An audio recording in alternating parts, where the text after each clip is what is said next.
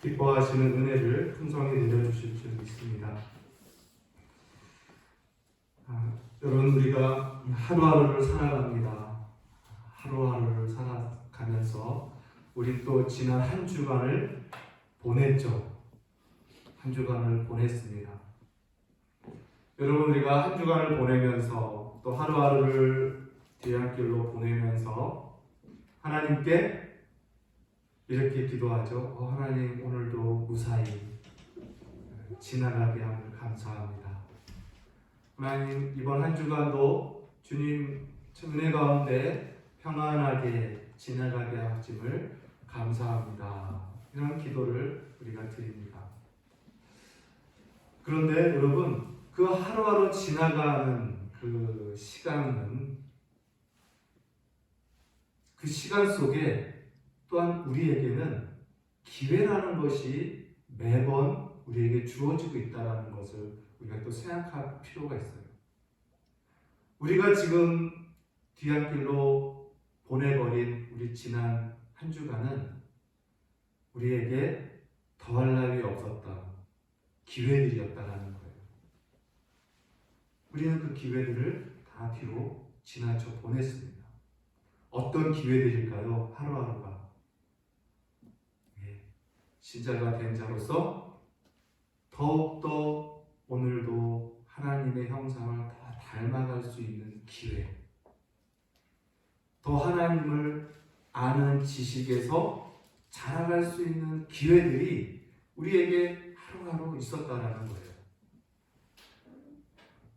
그러면서 우리는 그 기회들을 얼만큼 잘 살리고 뒤로 돌려보냈는지 모르겠습니다. 여러분, 우리가 또 오늘도 우리에게 주어졌고 내일도 모레도 또 일주일이라는 시간이 우리에게 또 주어질 것입니다. 이 모든 시간들을 여러분, 우리들의 기회로 여기시기를 바라고, 주님이 우리에게 주신 이 기회를 잘 활용하셔서 더욱더 하나님의 형상, 주님의 은혜를 알아가는 그런 시간들로 여러분 삼으시기를 바랍니다. 오늘 말씀은 좀 내용이 많습니다. 많다고 해서 설교가 길다라는 뜻은 아닙니다. 그 내용이 방대한 내용을 성경이 다루고 있어요. 모든 성경이 그렇습니다만은 오늘 본문 가운데서도 더욱 그렇습니다. 이 방대한 내용을 오늘 우리가 다루는 데 있어서 잘 집중하시고 우리가 깊이 이렇게 우리가 이야기를 하지 못하지만 우리 안에 있는 성령께서 또 우리가 알고 있는 신앙의 지식들을 동원하여서 이 말씀들의 내용을 잘 이해하는 그런 은혜가 있기를 바랍니다. 오늘 본문은 이렇게 시작을 하죠. 17절에 그러므로 내가 이것을 말하며 주 안에서 증언하노니 이제부터 너희는 이방인이 그 마음에 허망한 것을 행함같이 행하지 말라. 이렇게 시작을 합니다. 사도 바울이 즐겨 쓰는 표현이 여기에 또 나오는데요. 그게 무엇이냐면 내가 이것을 말하며 또 주 안에서 증언하노니, 이런 표현이에요. 이거 뭐냐면 빌립보서는 이것을 이렇게 말하죠. 내가 말하고 또 말하노니, 이런 의미예요. 사도 바울은 사랑하는 성도들에게 권면의 말씀을 하는 중에 더욱 간절하게 이 말씀을 성도들이 받기를 원하는 부분에 있어서는 아주 단호한 어조를 사용할 때가 있어요. 아주 매우 강조하는 언어를 사용합니다. 그래서 오늘 내가 이것을 말하며 주 안에서 다시 너에게 증언하노니, 이런 뜻이에요. 한마디로 이 말씀은 너에게 강하게 주장하고 싶다. 이 말씀은 너에게 강하게 설득하고 싶다. 이런 내용이에요. 지금 그러한 부분을 사도 바울이 이야기하고 있습니다. 그 내용이 무엇이냐? 바로 이제부터 너희는 이방인과 같이 행하지 말라. 이렇게 말해요. 이제부터 너희는 이방인과 같이 살지 말라. 이런 뜻입니다. 여기서 사도 바울의 이 간절하며 단호함이 느껴지는 말 가운데 표현이 뭐냐면 바로 이제부터입니다. 이제부터는 그렇게 살지 말라 이런 뜻이에요. 이제부터가 어떤 겁니까? 우리가 잘 알고 있는 대로 하나님의 은혜로 구원을 받은 자 된 이후부터, 이제부터. 우리가 에베소서를 쭉 배웠는데 1장부터 다시 소급해오면은 이거예요. 창세전에 하나님의 사랑으로 택함 받은 자 된 이제부터, 그런 뜻이에요. 그리스도 예수 안에서 하나님의 아들들이 된 이제부터, 그런 뜻입니다. 장차 하늘나라의 영광스러운 기업을 그리스도와 함께 상속으로 받을 상속자가 된 이제부터.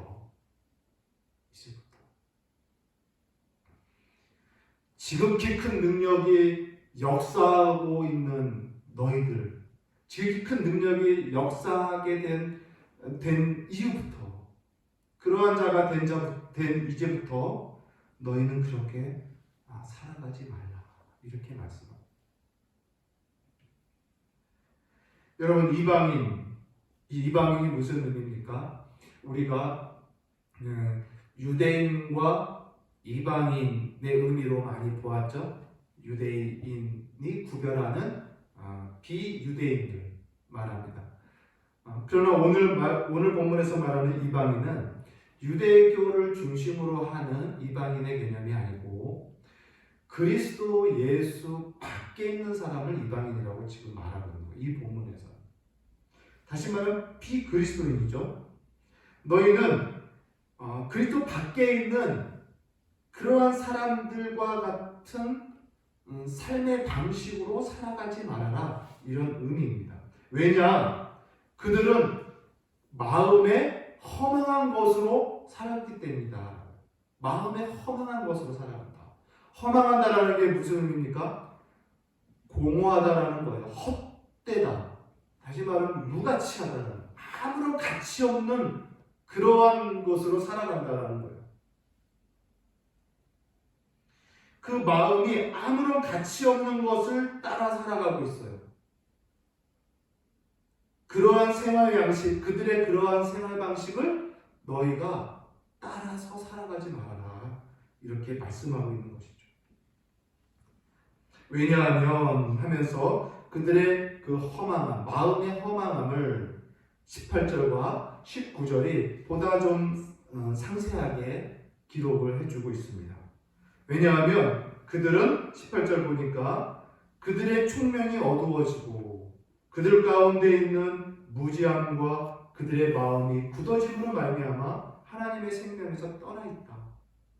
그리고 그들이 감각 없는 자가 되어 자신을 방탕에 방임하여 모든 더러운 것을 욕심으로 행하고 있다.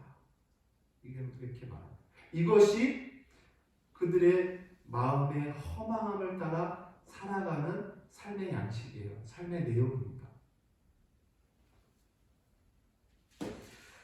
자, 여러분, 우리 18절을 우리가 보면은 이 18절을 우리가 이렇게 이해해요. 그들의 총명이 어두워지고 그들 가운데 있는 무지함과 그들의 마음이 굳어짐으로 말미암아 하나님의 생명에서 떠나 있도다. 이렇게 우리 한글 성경은 되어 있는데 좀 원어적으로나 또 다른 번역 성경의 구문으로 보면은 이렇게 돼요. 그들의 마음이 굳어짐으로 말미암아가 먼저 나와요. 그들의 마음이 굳어짐으로 말미암아 그들의 총명이 어두워지고 그래서 그들은 무지하게 되어 하나님의 생명에서 떠나게 됐다. 이런 구문입니다. 자, 마음이 굳어졌다라는 것을 생각해 보죠. 마음이 굳어졌다. 마음이 굳어졌다라는 건 강팍해졌다라는 뜻이겠죠. 딱딱해졌다. 마음이 딱딱해졌다라는 거예요. 그런데 이 마음이 뭐냐면 우리가 느껴지는 감정, 이런 마음이 따뜻해요, 마음이 차가워요 하는 이러한 마음이 아니라 감성적인 의미가 아니라 여기서 말한 마음은요, 모든 것을 분별하고 해석하고 또한 결정하고 취하고 선택하는 그러한 모든 기능을 하는 거예요. 그러니까 뭐 들어오는 것을 이해하고 그것을 판결하여서 그것을 선택하는 이런 모든 이지적인 그런 것을 말해요. 그 마음이 굳어졌다라고 말해요. 다시 말하면 완고해졌다라는 건데요. 이것은 수동적인 의미가 아니라 마음을 완고하게 하다라는 표현이에요. 그들이 스스로가 마음을 화강석같이 딱딱하게 만들어갔다라는 것입니다. 무엇에 대해서 마음을 딱딱하게 해나냐? 바로 하나님과 그의 진리에 대해서 반응하는 그의 마음을 딱딱하게 만들어갔다라는 뜻이에요. 이것을 우리가 공부한 로마서는 잘 이렇게 표현합니다. 로마서는 이 부분을 어떻게 말하냐면 로마서 1장 18절에 불의로 진리를 막는 사람들 이렇게 표현해요. 그러니까 마음이 굳어짐으로라는 것은 하나님과 하나님의 진리에 대해서 의도적으로 거역하고 그것을 대적하고자 마음을 굳게 고집하는 것, 그것을 말합니다. 불의로 진리를 대적하는, 막는 사람을 말하죠. 그래서 로마서에는 하나님을 알만한 것이 그들 속에 있고 그들 밖인 세상 만물에도 보이지 않는 하나님의 신성과 능력이 나타남에도 불구하고 하나님을 거역하고 대적하는 마음을 그들이 가졌다라고 말씀하죠. 스스로 강팍해 가는 거예요, 하나님에 대해서. 그러니까 점점 더 굳어지는 거죠. 그러다 보니 어떻게 됩니까? 총명이 어두워집니다. 총명이라는 것은 이해력이라고 표현할 수 있어요. 이해력. 모든 것을 바르게 이해할 수 있는 이해력, 해석하고 분별하는 어떤 그런 이해력이 어두워져 간다는 거예요. 이것을 로마서 1장 또 이렇게 표현합니다. 하나님을 알되 그 하나님을 영화롭게도 아니하고 그 하나님께 감사하지도 아니하여, 그러니까 대적한다는 거죠. 하나님에 대한 지식을 계속 대적하면서 어떻게 됩니까? 그 생각이 허망하여지고 미련한 마음이 어두워지나니 이렇게 표현해요. 그러니까 이 총명이 점점 더 어두워집니다. 그래서 스스로 지혜 있다 하나 점점 어리석게 되어가나니 이렇게 로마서는 말해요. 그러니까 이 강팍해져가는 마음으로 인해서 사람의 총명은 어두워집니다. 그럼에도 불구하고 그러한 사람들은 하나님이 없다, 하나님을 몰아내고 하나님을 거부하는 사람들은 많은 것을 안다고 말하고 많은 것을 배웠다고 말하고 많은 지식을 소유했다고 하나 실상 무지한 상태예요. 참된 것을 분별하지 못하는 어둠 가운데 있습니다. 빛이 없는 캄캄한 가운데서 헤매면서 만지고 느끼는 것을 지식으로 삼는 것에 불과해요. 예수님의 말씀처럼 아무것도 보지 못하는, 본다 하나 실상 보지 못하는 소경으로 살아가면서 스스로 본다 말하고 심지어는 다른 소경을 바른 길로 인도한다라는 인도자로 자부하고 있다라는 거예요. 근데 실상 소경을 인도하는 그런 인류의 모습을 예수님이 말씀하셨죠. 그리고 어떻게 됩니까? 하나님의 생명에서 떠나 있도다. 그래서 총명이 어두워지고 하나님의 생명에서 떠나 있다. 하나님의 생명에서 떠나 있다라는 것은요, 하나님께서 하나님의 생명으로부터 밀쳐내셨다라는 게 아니라 그들 스스로가 하나님의 생명으로부터 그들 스스로가 떠나간다라는 의미예요.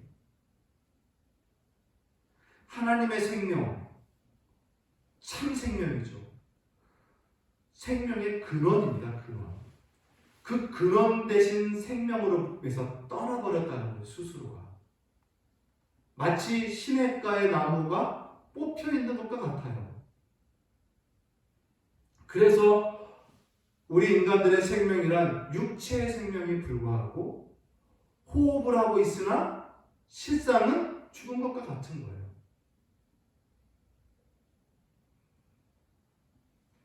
그래서 어떠한 철학자는, 사상가는 인간은 생명이 아니라 그저 존재하고 있을 뿐이다. 이렇게 얘기하는 거예요. 생명이라고 말할 수가 없는 거예요. 하나님을 떠난 인간. 생명을 가진 것이 아니라 그냥 존재에 불과하다.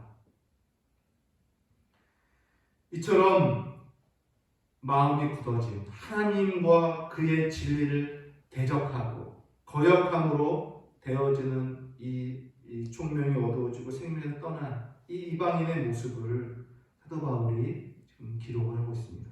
뿐만 아닙니다.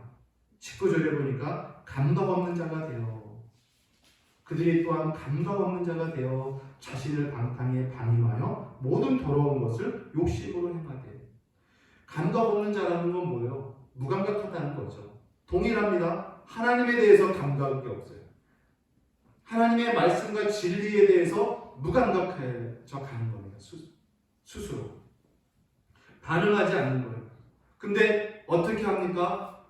우리 하나님을 아는 지식과 지혜의 이 마음이, 이 감각이 우리가 죄를 지으면 죄에 대해서 하나님의 말씀을 거역하는 삶의 태도에 대해서 우리에게 불편감을 줘요. 우리에게 반성하는 마음을 주고 돌이키게 하려는 마음을 불러일으킵니다. 그런데 이러한 감각을 싫어하는 거예요. 그래서 한 번 죄를 지으면 우리의 양심과 우리의 감각이 어때요? 아주 예민해집니다. 두렵고 반성하게 되고 다시는 그러지 말아야지 하고 떨며 회개도 합니다. 근데 똑같은 것을 다음에 얼마 후에 또 짓고 또 짓다 보면 어떻게 됩니까? 감각이 무뎌지는 거예요. 죄에 대한 감각이 완전히 무뎌집니다. 성경은 이것을 화인 맞았다라고 해요. 화인이 뭡니까? 인두로 지졌다라는 거예요. 인두로 지지면은 감각이 없어지잖아요. 그래서 사람은 하나님과 하나님의 존재와 그의 말씀을 계속 거역합니다. 왜요? 그것에 반응하면 반응할수록 우리의 자기 안에 있는 죄에 대한 민감함이 일어나거든요. 근데 그 민감함이 불편한 거예요. 불쾌한 거예요. 그게 싫어요. 그래서 이 감각을 인두로 지시는 거예요. 스스로. 그래서 하나님을 더욱더 밀정내고 이 영적인 감각을 더 무감각하게 만들어갑니다. 그래서 어떻게 합니까? 자신을 방탕에 방임해버려요. 완전히 방탕에 자기 자신이 방임한 자로 살아요. 무감각해져 버리는 거예요. 조금도 죄에 대해서 두려움이 없는 겁니다. 이 부분을 로마서는 이렇게 말씀하죠. 그러므로 저들이 하나님의 영광을 의도적으로 피조물의 우상으로 막 바꾸는 그러한 폐역한 죄악을 범하게 되니 하나님이 어떻게 말하냐면 그러므로 하나님께서 그들의 마음의 정욕대로 더러움에 내버려 두사 그들의 몸을 서로 욕되게 하며 이렇게 말씀. 그리고 그들이 피조물을 조물주보다 더 경배함으로 끊임없이 거역하는 거죠. 하나님을 밀쳐내는 것. 그러므로 하나님이 그들의 부끄러운 욕심에 내버려 두사 남자와 여자를 순리대로 쓰지 않고 서로 영리를 거꾸로 사용하여 거기에 합당한 보응을 받아느니라. 그 남자가 남자를 관계하고 여자가 여자를 관계하는 이러한 폐역의 죄악의 방탕함에 빠짐으로 인해서 많은 보응을 받았다. 이렇게 말씀합니다. 뿐만 아니라 그들이 마음에 하나님 두기를 싫어하네. 끝까지 싫어하네. 하나님께서 그들을 그의 상실한 마음대로 내버려 두사 합당하지 아니한 모든 일을 하게 하셨으니 곧 모든 불의와 추악과 탐욕과 악의와 시기와 살인과 분쟁과 사기와 악독과 수군거림과 비방과 능욕과 교만과 부모를 거역함과 우매함과 배신과 무정과 무지함과 같은 것이다. 로마서 말씀. 이것이 이방인의 실제 모습, 실제예요. 하나님을 그리고 그의 말씀을 나에게서 밀쳐내면 하나님을 없다고 인정하지 않는 자의 마음과 총명과 삶의 내용과 정서와 그의 모든 윤리성은요 다 타락합니다. 헛되가 돼, 헛되. 공허한 거예요. 그러나 그것도 모르고 그들은 열렬하게 그 길을 가고 있는 거죠. 사도 바울이 오늘 이렇게 강하게 명령하는 요점은 너희가 이제는 그들과 같이 살지 말라 이렇게 말씀해요. 또는 이제는 너희가 전에는 그들처럼 살았지만 이제는 그들처럼 살지 말라는 거예요. 너희가 이전에 너희의 생활 방식대로 지금도 그렇게 살아서는 안 된다 라고 말씀하는 겁니다. 뿐만 아니라 그 이유를 이제 더 말씀하는데 오늘 본문의 20절이죠. 왜 더욱 그래야 하는가? 20절 같이 읽을까요? 시작. 오직 너희는 그리스도를 그같이 배우지 아니하였느니라. 아멘. 이제부터 우리가 그렇게 살지 말아야 될 이유 중에 하나가 뭐냐면 우리가 그리스도를 그렇게 배우지 않아야 한다. 그리스도를 그같이 배우지 않아야 한다. 여러분 여기 성경에 너희가 그리스도를 그같이 믿지 아니하였다 이렇게 말하지 않고 그리스도를 그같이 배우지 아니하였다 이렇게 표현하죠. 의미가 있습니다. 기독교 신앙을 갖는다라는 것은요 그리스도를 믿는다는 거죠. 근데 믿는다라는 건 무엇이냐면 그리스도의 실존, 역사적인 그분 예수 그리스도 그분의 실존을 믿고 그리고 그가 행하신 일들을 알아 믿고 그 다음 그분에게 배우는 삶이 신앙한다는 뜻이에요. 그분이 가르치시는 그 가르침의 말씀들을 배우는 것 그것이 신앙한다라는 말씀에 포함된 겁니다. 그러니까 오늘 말씀은요 기독교 신앙은 믿고 배우는 삶입니다. 믿고 배우는 삶. 너희가 예수 그리스도를 그같이 배우지 않았다. 그러면서 그것을 풀어서 다음 구절의 말씀이에요. 21절에 진리가 예수 안에 있는 것 같이 너희가 참으로 그에게서 듣고 또한 그 안에서 가르침을 받았을진데 우리가 예수를 그렇게 같이 배우지 아니하였다 하면서 그 내용을 풀어서 얘기한 게 21절이에요. 곧 예수님이 우리에게 가르쳐 주셨다는 거예요. 친히.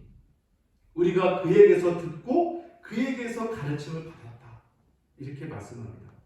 예수님이 우리에게 들려주시는 것은 무엇입니까? 진리입니다. 예수님이 우리에게 가르쳐 주시는 가르침도 진리이죠. 그분 안에 있는 진리를 우리에게 계속 가르쳤다는 것. 여러분 에베소 성도들도 마찬가지고 저와 여러분도 오늘날 교회들도 마찬가지입니다. 예수님에게 직접 듣고 직접 배우셨습니까? 에베소 성도들도 그러진 않았어요. 근데 사도 바울이 이렇게 말한 건 무엇이에요? 교회입니다. 교회. 예수님께서 교회를 통하여 또는 교회 안에서 목사의 설교를 통하여 하나님의 진리를 듣게 하시고 목사의 교육을 통하여 또는 교사들의 그 공부, 성경 공부를 통하여 하나님의 예수님의 말씀을 배우게 하시고 가르침을 받게 하시고 라는 뜻이에요.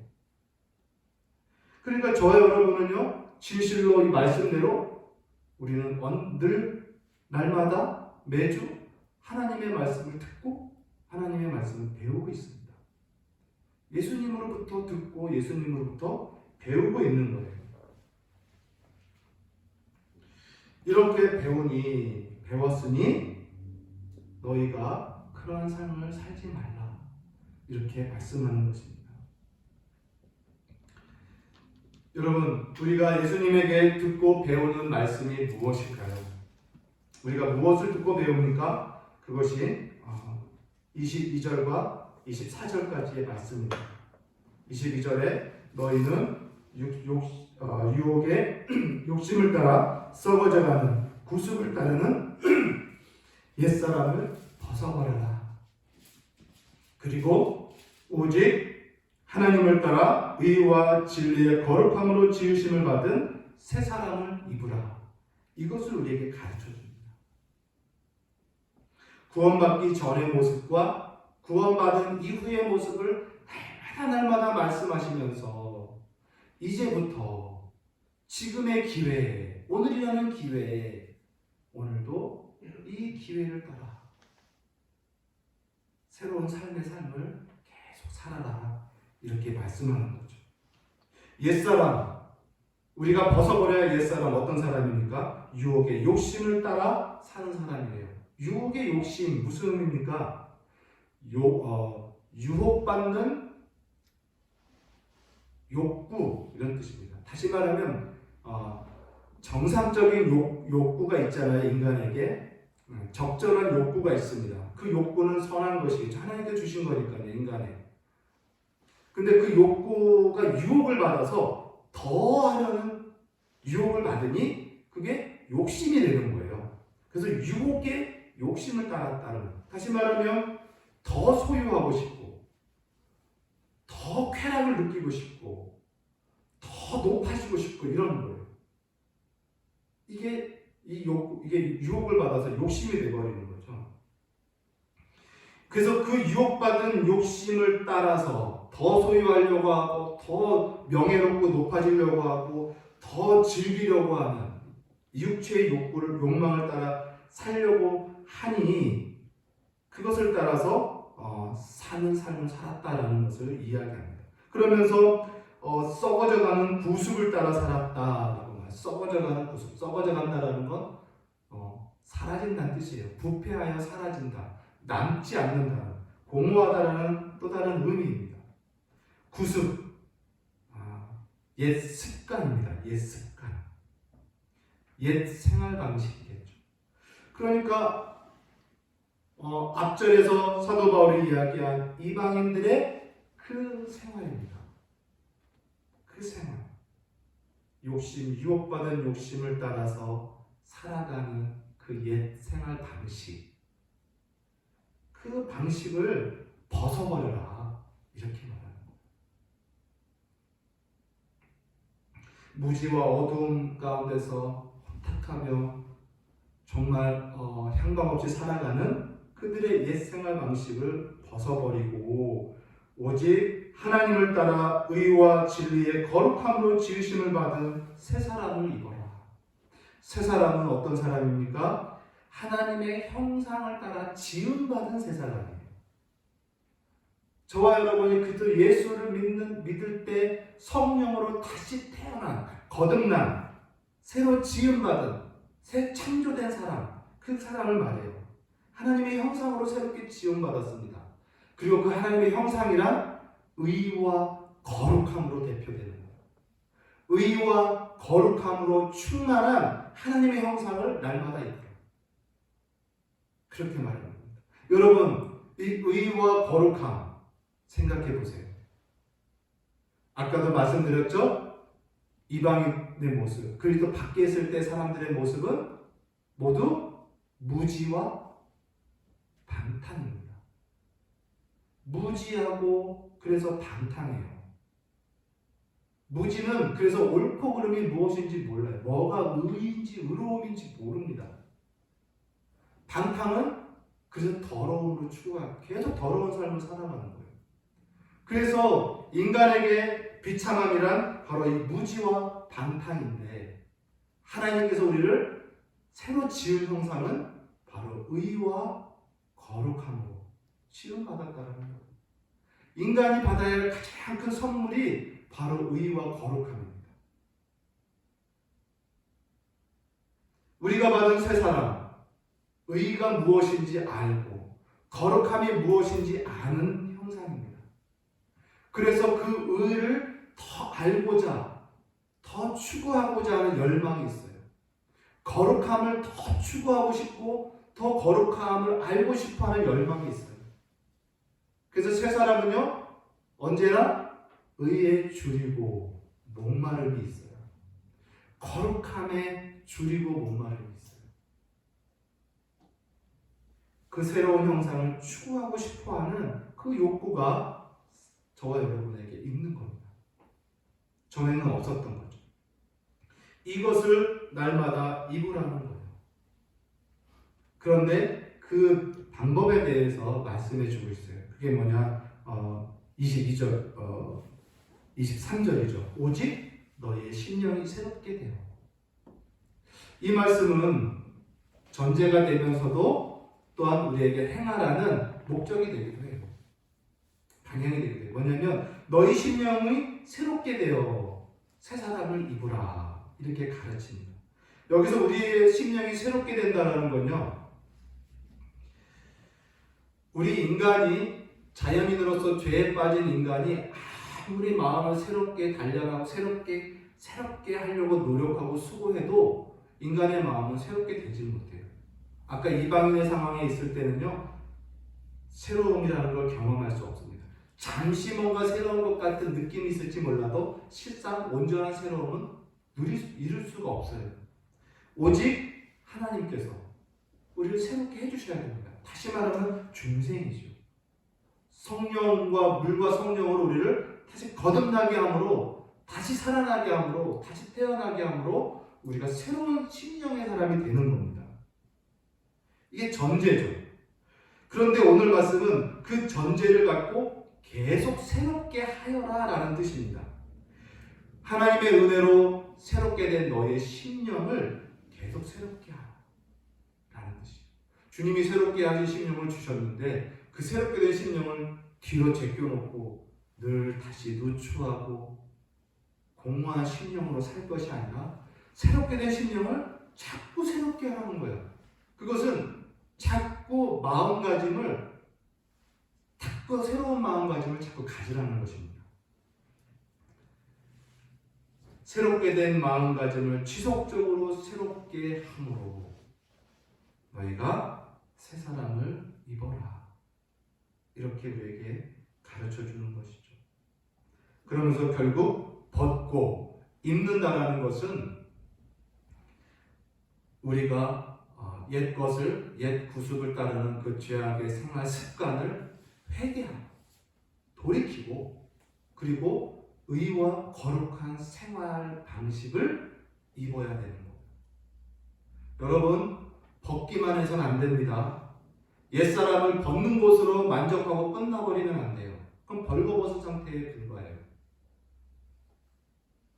우리가 내 죄악된 모습을 회개하고 부끄러워해서 안 하겠다라고 결심했다? 그것은 중요하지 않아요. 새 모습을 우리가 입어야 됩니다. 이처럼 회개와 그리고 적극적인 변화를 추구하는 이 모습을 계속함으로 우리가 옛사람을 벗고 새사람을 입고 하는 그러한 형상으로 날마다 나아갈 수 있다는 것. 결국 이 의와 거룩은 어디서 발견되느냐? 오늘 성경에도 이렇게 말씀하죠. 하나님 24절에 하나님을 따라 의와 진리의 거룩함으로, 정확히 말하면 하나님을 따라 진리 안에 있는 의와 거룩함입니다. 그러니까 이 의와 거룩함은요 어디서 주어지냐면 진리 안에서 주어진다는 뜻이에요. 우리가 진리를 알면 알수록 우리는 이 의와 거룩함을 더 풍성히 알게 돼요. 그래서 이 의와 거룩은요 진리가 맺는 열매와 같아요. 진리가 주는 열매와 같아요. 그래서 진리 안에 있는 이 의와 거룩함을 우리가 날마다 알고 그것을 추구하고 실현하고 실천하는 그러한 수고가 우리에게 있어야 됨을 말씀하는 거죠. 여러분, 오늘 말씀의 요점은 그래서 이거예요. 우리는 그리스도를 계속 배워야 한다는 거예요. 부지런히 배워야 합니다. 그리스도 안에 있는 진리를 부지런히 배워야 합니다. 여기서 말하는 배운다라는 건요, 학교에서 우리가 교과서의 과목의 지식을 배우고 머리에 쌓아두는 그런 개념의 지식, 그 배움이 아니에요. 여기서 말하는 배움은 쌓아두는 지식이 아니라 체화하는 지식이에요. 체화. 내가 그것을 알면 내가 그렇게 변화하는 그런 지식을 말해요. 그런 배움을 말합니다. 너희는 그리스도를 그같이 배우지 않았다라는 건 너희가 그리스도를 그같이 배우고 그리스도와 같이 되어가라, 변화되어가라 라는 말씀입니다. 더욱 성장을 우리에게 이야기하는 거예요. 회개와 변화를 계속 추구하는 인생을 우리에게 가르쳐주고 있습니다. 여러분, 사단은 이것을 끊임없이 방해해요.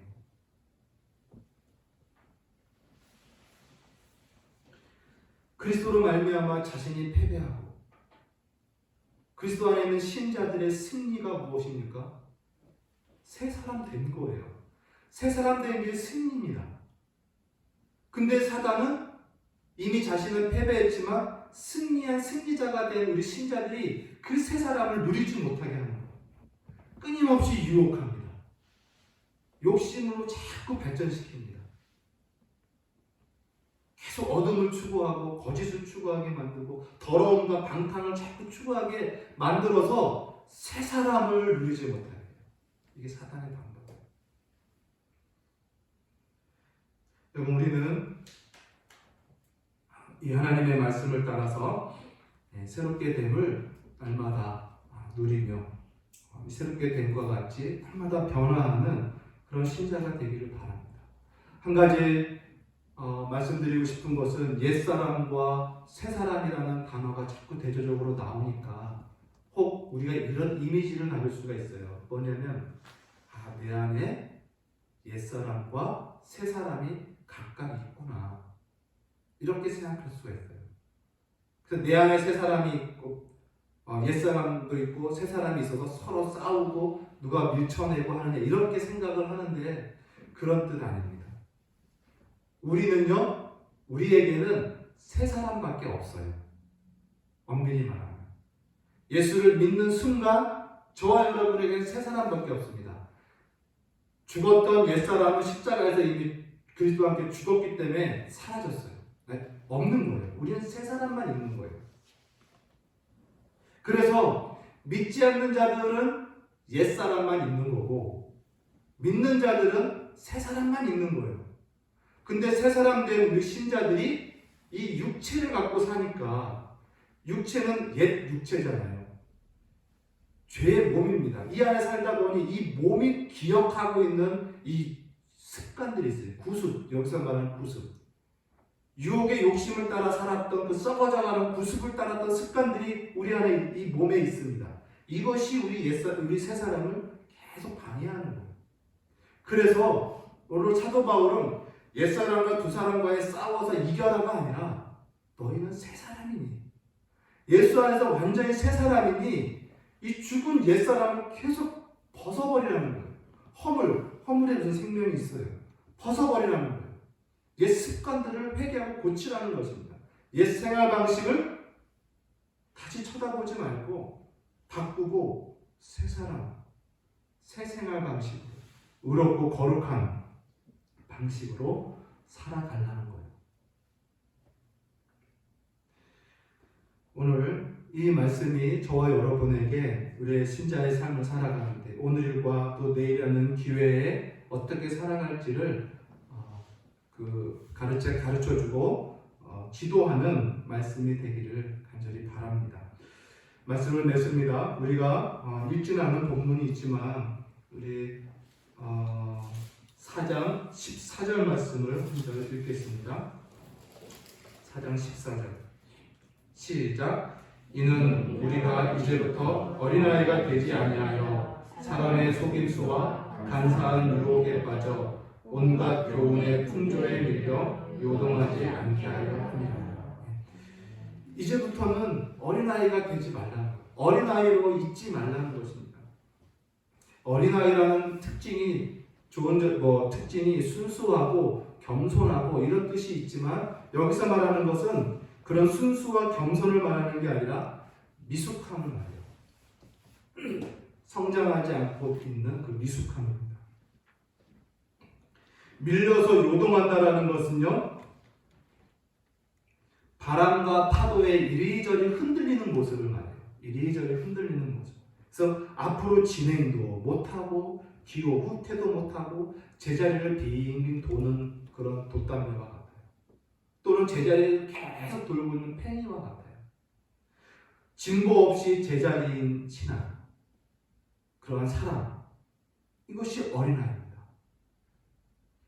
무엇에 이렇게 흔들린다고 말합니까? 사람의 속임수. 여기서 속임수는요, 주사위 놀이를 표현할 때 쓰는 단어입니다. 속임수. 하지만 우리 요즘은 없는데 우리 어렸을 때 보면은 야바이꾼이라고 해가지고 주사위로 이렇게 어린아이들을 놀려서 이렇게 속여서 돈을 버는 사람도 있어요. 그런 거예요. 우리들의 눈속임을 하는 거죠. 거짓된 그러한 이야기에 흔들린다는 거예요. 분별 없어요. 진리가 없으니. 하나님의 말씀으로 성숙하고 배움이 없으니 사람의 속임에도 현혹되는 거예요. 또 간사한 유혹. 간사하다 거짓입니다. 거짓된 속이는 유혹에도 그럴싸하게 우리가 넘어가는 거예요. 그 속이는 것에 우리가 분별 없이 넘어갑니다. 화려한 포장에 다 속아버리는 거죠. 그리고 온갖 교훈의 풍조. 진리가 없으니까 새로운 교훈이라 하면 다 거기 끌려가는 거예요. 새로운 교훈. 이건 처음 들어보는 이야기야. 이건 너무 신선해. 이러면서 새로운 교훈들에 여기저기 마음을 빼앗기는 그러한 모습이라는 거죠. 그래서 오늘날 또 마찬가지예요. 많은 사람들이 하나님의 성경의 기독교의 교리를 배우고 특별히 십자가의 그 비밀과 그 은혜를 배우는 데 있어서 고리타분하게 돼요. 십자가에 그만 들었으면 좋겠고 교리 그만 들었으면 좋겠다는 거죠. 그들이 원하는 건 뭡니까? 보다 좀 시사적인 거, 요즘 살아가는데 좀 대화가 될 만한 시사적인 거, 또는 다른 사람들에게 써먹을 수 있는 어떤 정보, 어떤 지혜, 이런 것들을 듣기를 원해요. 이게 바로 온갖 교훈의 풍조에 밀려가는 사람의 모습과 같아요. 사도는 너희가 이제부터는 이 어린아이가 되지 말라. 성장하지 않고 머무는 것이 아니라 뭐예요? 끊임없이 성장하라. 그리스도의 장성한 분량에 이르기까지 그리스도를 배우며 그에게 듣고 가르침을 받아서 그와 같은 형상으로 온전히 이루어가라. 이렇게 말씀하고 있는 것입니다. 사랑하는 성도 여러분, 저와 여러분이 교회에서 그리스도에게 듣고 또 그리스도에게 가르침 받는 이 모든 것들을 통하여 여러분 그리스도의 장성한 분량에까지 성장하고 변화되어가는 은혜가 있기를 바라요. 무엇보다 배우기를 소망하시기를 바랍니다. 그리고 성장하는 열망을 갖기를 바랍니다. 성장하고 싶어하는 열망을 갖기를 바랍니다. 그냥 제자리에 팽팽 도는 그 팽이로 만족하지 마시고 이방인의 모습과 새롭게 된 모습이 별 구분이 가지 않는 그러한 삶의 내용이 아니라 확연하게 이방인이 봐도 내가 새 사람인 것처럼, 내가 내 자신을 봐도 내가 새 사람인 것처럼 확연한 구분이 가는 그러한 신자의 그런 모습을 저와 여러분이 다 이루는 귀한 소원을 갖고 또 은혜가 있기를 주의 이름으로 간절히 소원합니다. 기도하겠습니다. 살아계신 하나님 아버지, 은혜와 사랑 감사합니다. 참으로 복음은 놀라운 은혜와 능력을 우리에게 이미 주신 것을 가르치는 걸 우리가 압니다. 하나님, 이 크신 복과 은혜와 능력을 우리가 이미 받았음에도 불구하고 우리가 온전히 누리지 못하고 유혹받고 허망하여서 이 영광을 참으로 보지 못함을 참으로 봅니다. 주님, 우리에게 더 큰 은혜 베풀어 주시고 더 오늘 말씀대로 우리에게 주어진 기회를 따라 주님의 형상을 이루어가고 변화되어가는 놀라운 은혜 날마다 누리게 하여 주시옵소서. 예수님의 이름으로 감사하며